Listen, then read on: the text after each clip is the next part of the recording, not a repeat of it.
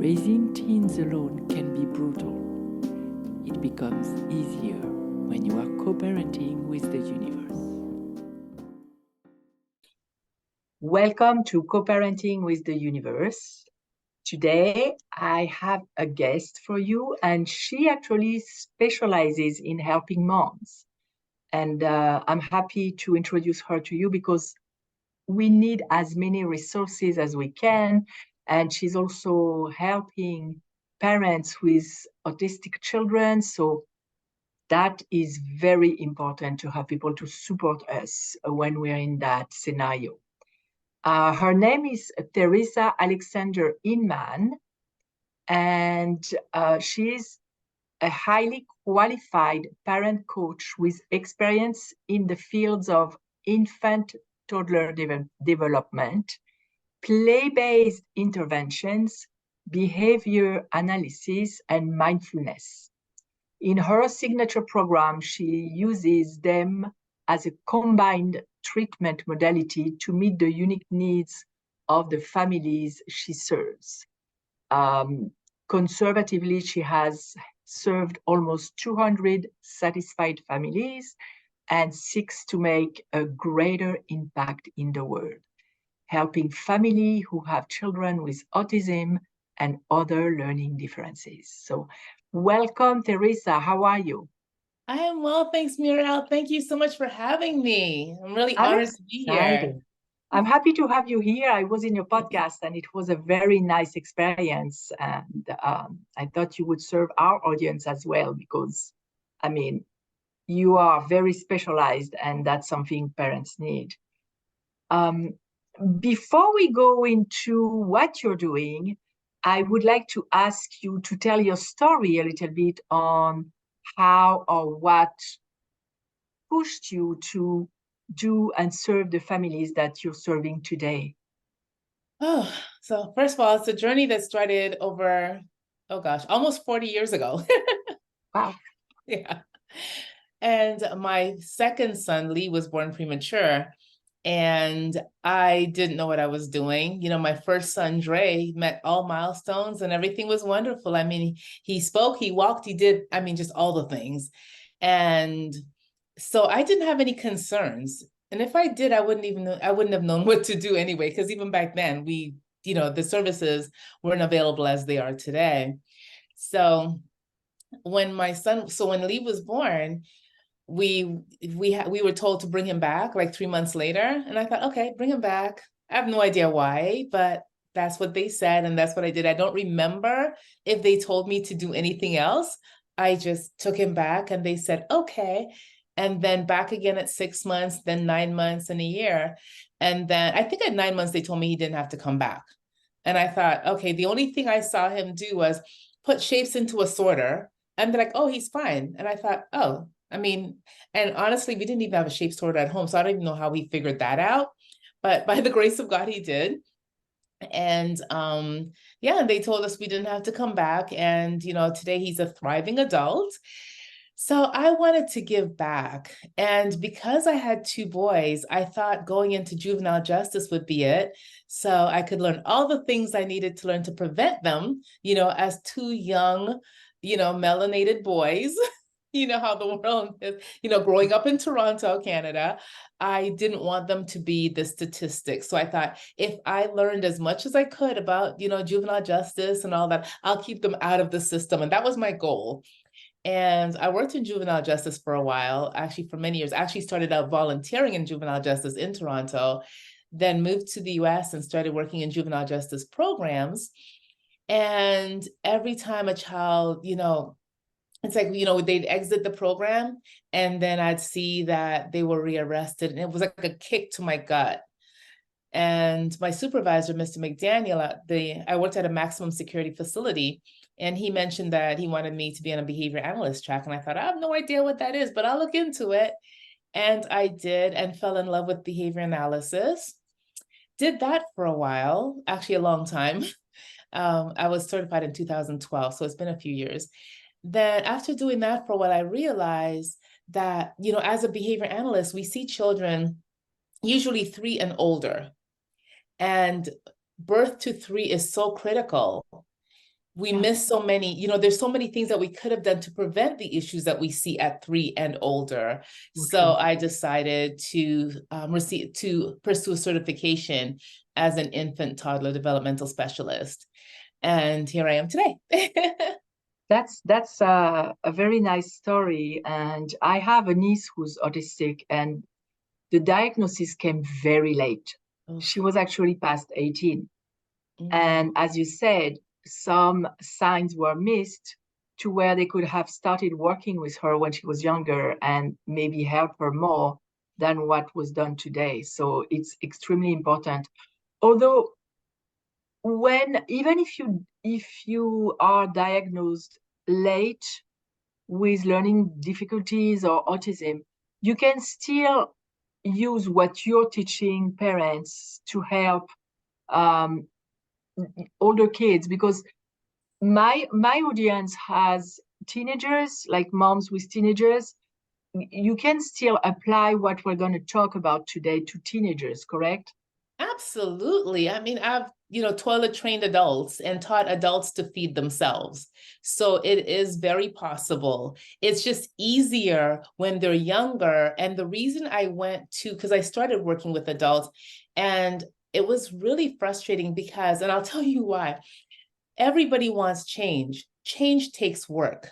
And as people are older, the family members are set in their ways, and the adult, client is set in their ways. So it takes more work and more consistency for that change to happen. It is possible. They have to be willing to do the work. With children, parents are more motivated because they don't want those effects later on. And then the change is a lot faster. I have taught children, who are, maybe a year old, skills within 20 minutes. They can learn skills very quickly, whereas with an adult, it may take a week or two. So it's not that it's impossible, it's just faster, and everybody needs to be consistent with that. Yeah, because I see my niece, I see the frustrations and the challenges that my sister is going through. And even though it may be harder to change and help the kid, she's desperate for a solution. And in France, it's even different because it's even behind. But there is a high motivation when you run into very strong challenges to learn how you can help your child, which is sometimes is not even a child anymore, and how you can help yourself live better. What is the most common mistake, let's say, if there is one or several, that you see parents making when they have difficulties like that? So there are a few things that I can point to. Now, there are parents and who realize at a very young age that their child may need some additional help, right? Because you know your child better than anybody else. I tell parents, yes, I'm the expert with helping you. However, you're the expert with regard to your child because you know your child better than anybody else. And I come wanting, partnering with parents because as the expert on your child and me as the expert in development and behavior, let's work together to, make things happen. As a lot of parents call it, to make the magic happen, because it feels like an amazing, bit of magic. And it's fun. I love it. But some parents, they feel that like when their child isn't communicating or engaging with other people, that they don't want to interact.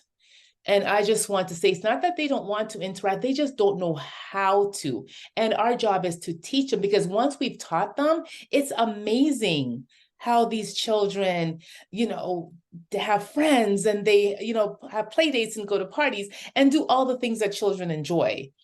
Or choose not to do the things because I don't want to do it today. I went yesterday, but now they have a voice, right? They're able to communicate. And because they've had the experience, they can tell you what they like or don't like, right? Because we assume because they don't engage, they don't like. But if they haven't tried it, they don't know what they like. So it's our job as parents to expose them to different experiences.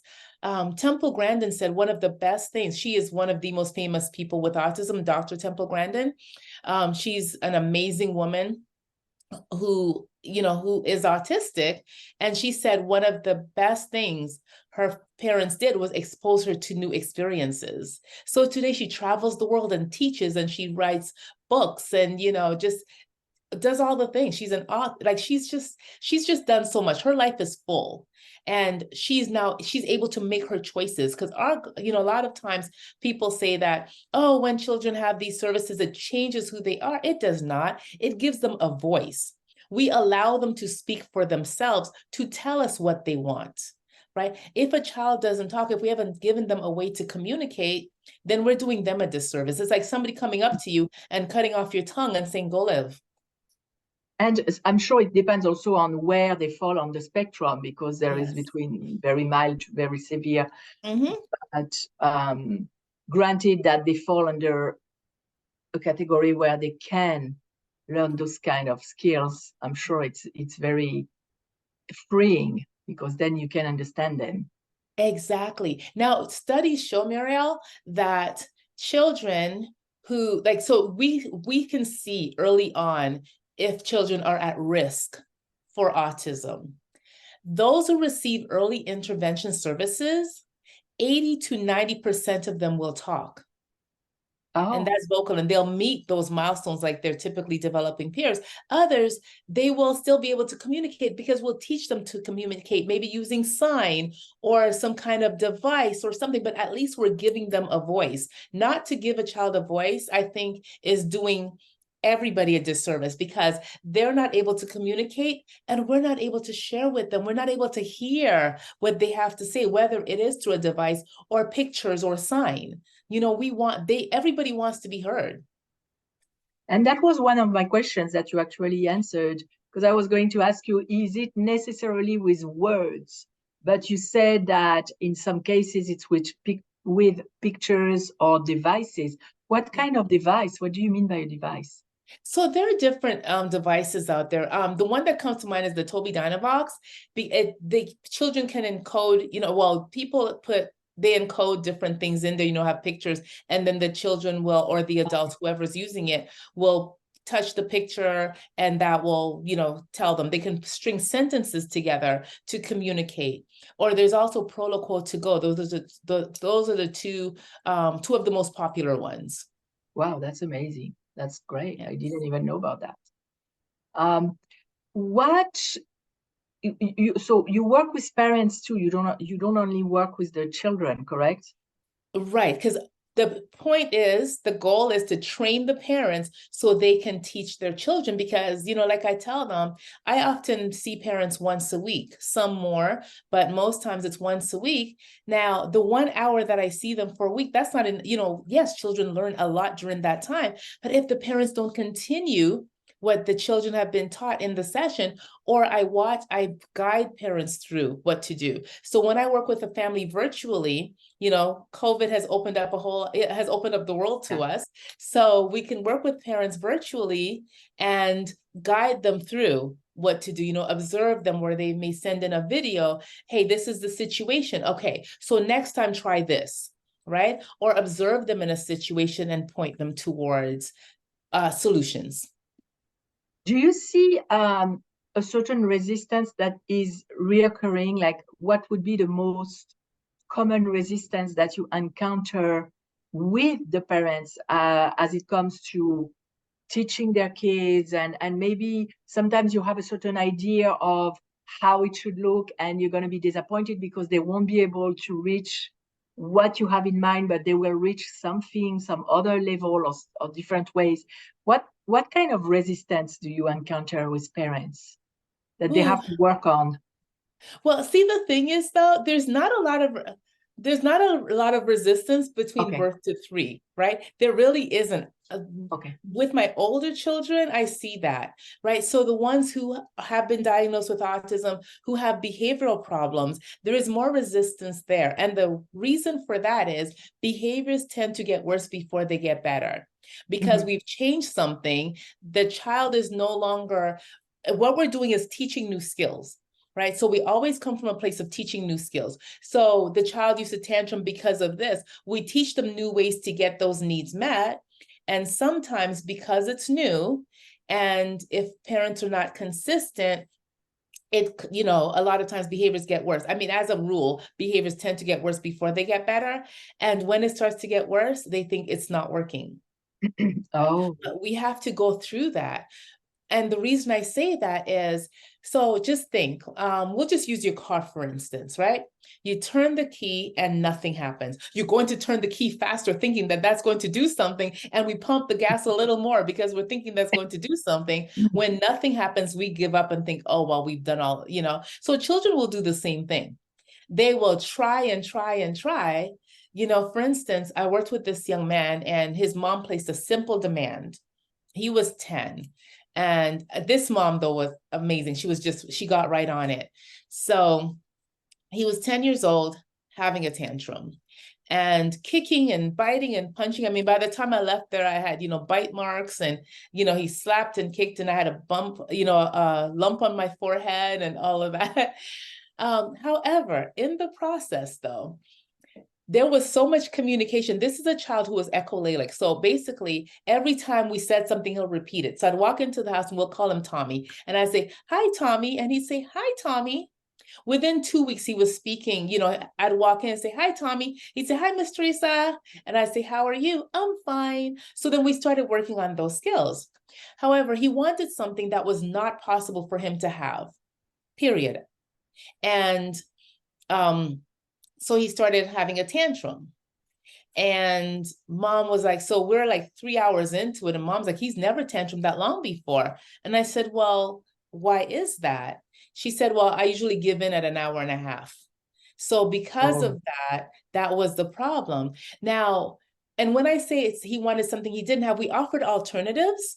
And he didn't want those alternatives either. So sometimes in life that just happens, right? Like there are things that you want that you may never have. And we want to teach children these skills. Now, after that 3-hour tantrum, Muriel, it never happened again. The next tantrum was 20 minutes. The next one was just like, and it was done. It's like with kids who are not autistic, don't have autism. When you give in to the tantrum, you are literally teaching the kid that, okay, I need to do that. A plus B equals C. And then that's what they're doing. And of course, the first time that A plus B doesn't equal C, like in the case of this mom, there is a lot of resistance. They try harder because they have learned a pattern of behavior that will give them whatever they wanted. That reminded me because my son, when he was 15, was highly depressed and he went through a lot. He tried to kill himself too. And when he came back home, I don't remember what it was about. I think he wanted to go somewhere and I felt that he wasn't ready because of everything that had happened. And he was literally 15, rolling on the floor from anger because he couldn't have what he wanted. I saw him and I was like, my gosh, it's like he's 3 again, but he probably regressed to that emotional age when he was doing that. And I let him do it because I knew, and it passed. And like you said, the next time he asked for something, which I wasn't willing to give in because we still had to be very careful for the weeks and months that followed to who he was associating himself with and where he was going, what he was doing, etc. I needed to supervise everything. The reaction was no longer the same. Right. So it's really true for everyone, even for us as adults. Absolutely, because see that behavior no longer works, and we teach a replacement behavior because, you know, like I tell parents, you are preparing your child for the world. If it's not going to work in your house, it's not going to work in the world. So if you think to yourself, what I'm doing, is it helping him or her succeed in the world, then continue doing it. If it's not, please stop. You know, just like being told no. So I was working with a family and there were 2 children. I was actually there for the 3-year-old and there was a 19-month-old brother. And every time the parents took him to the store, he wanted a balloon, the 19-month-old, and would scream and cry and tantrum.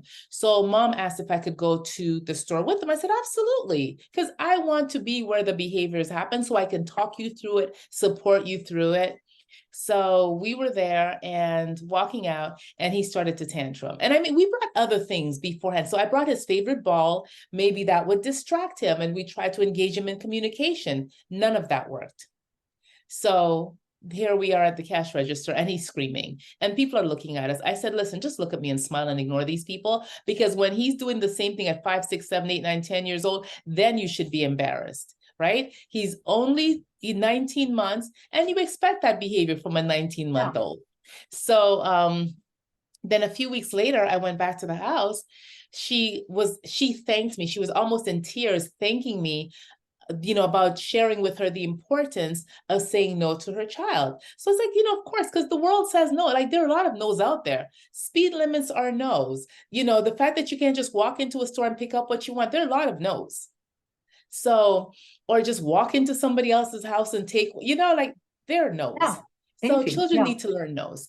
And so I was like, of course, it's what I do. And she said, no, you don't understand. I said, well, tell me. A friend of hers, she called her over. Her son had taken his life. Her 13-year-old son had taken his life. Yeah. And the police officer asked the mom, well, what happened? So she said, I said no to him. And he asked, so of course, the follow-up question was, well, what happened in the past when you said no? And mom was like, I have never said no to him before. So now at 13, no is rejection. No means you don't love me. Just, all the negative things that he could associate with no, instead of having learned and becoming resilient, in those early years, so that he could have tolerated no. Now no seemed like the end of the world to him, so much so that he took his own life. Oh my God, I'm sending love to that mom. I mean, what guilt? The guilt. Yes. That's heavy. I have my hair standing on my skin. But, and I'm not saying that to judge anyone. I'm just saying that parents don't know what they don't know, and which is why, you and I are here doing what we do. Yeah, because like you said, our main job is to prepare our kids to function in the world. Yes. And a kid who was never exposed to no's, to challenges, to disappointment, to even rejection, it's much harder to deal with that when you're older than when you're younger. I know I told my kids, I don't know how old they were. Thank you. Oh, they were go ahead, sorry. They were going to, can you still hear me? Yes, I can. Okay, good. They were going to sell something for a fundraiser at school, and I was super scared, and I told them, go and get rejected. That's the best thing you can. Then your brain will understand you don't die, and you can relax. Because that's tough. That's tough. Yes. Yeah. It is.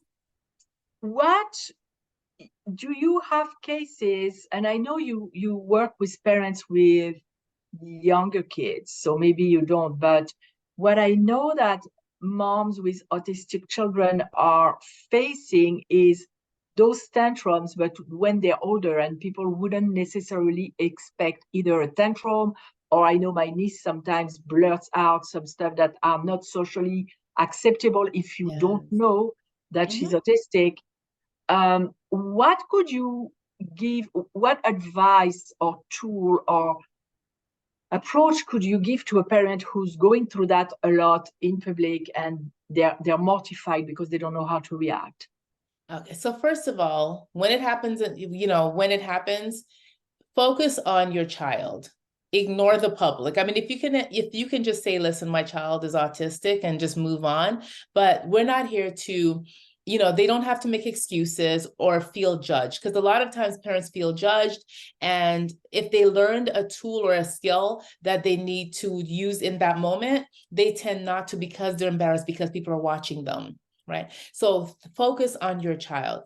Secondly, there are things that you could do at home to help prevent those things. So social stories, video modeling, just, there's so much on TV, on YouTube these days, that you can get examples of a situation. It's like, okay, we're going to the store, and you can role play those scenarios, so that when the child or the young adult goes out there, they're prepared, right? Because a lot of the times they engage in these behaviors because they don't know what to expect. right? Because every time we go out, it's different. We'll see different people. Even though we're going to the same place all the time, we may see different people. But if they are armed with something they can use to when they go out there, then that will help them. They'll be more comfortable going out there and, and being more sociable, for lack of a better word. They're prepared. Yeah. Yeah. So you see parents in one-on-one settings? Yes. And you go to their house. Now, when you work on Zoom, you can, let's say there is a distance, you cannot go to their house.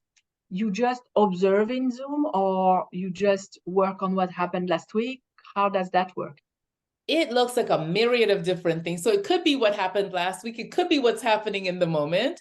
It could be a situation where they're like, okay, we're going to do something for the first time. What can we do to prepare? So it's very, and I think too with Zoom, you have more flexibility in a way, right? Because sometimes it's like, okay, listen, we're going through this. Can we do this now? Right? Or they can record it and we can look at it and they can share it with me. Right. So it's so I can be there without physically being there and guiding them through it, because sometimes parents they have the phone set up and they have earbuds, and then I can just be talking into the ear, guiding them as to what to do. Yeah. Yes, that's amazing. That's Yeah. a great usage of modern technology. I mean, that's amazing. Yes. And so you have a program, but do you have a group program, or is it a family program for one family? Because I saw on your website that you have a program.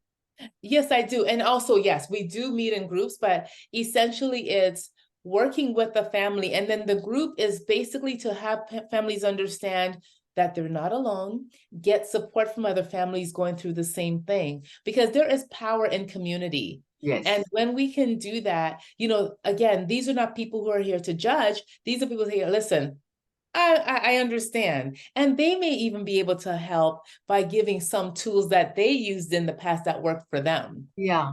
Yeah. So that's support, emotional support, and that helps a lot. Yes. Before I give your website and everything, is there one thing you would like to tell parents that you always tell people that they need to know to help them? The first thing is take care of yourself, because if you don't take care of yourself, you won't be the parent, you won't show up as your best self to help your child, because your child deserves your best self. Right? Because a lot of times parents, they're frustrated, they're tired, and but if you haven't slept, then how present are you? Because you're so focused on the fact that you're tired. If you're tired, you're going to be more frustrated, which means your tolerance, like right here, it stops somewhere down here. Whereas if you're rested, you can tolerate a whole lot more and be more present to implement those strategies that you've learned to help your child. So your website is your name? Yes. Let me review that. Or if you want to say it, I will also put it in the description of this episode. Yes, it's TheresaAlexander.com. I'm sorry. TheresaAlexanderInman.com. I'm even forgetting my own name. That's funny.